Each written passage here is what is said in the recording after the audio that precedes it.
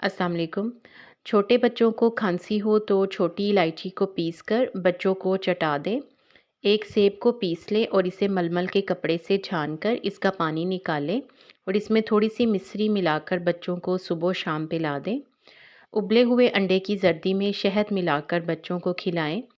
इस अमल से सख्त खांसी भी दूर होगी।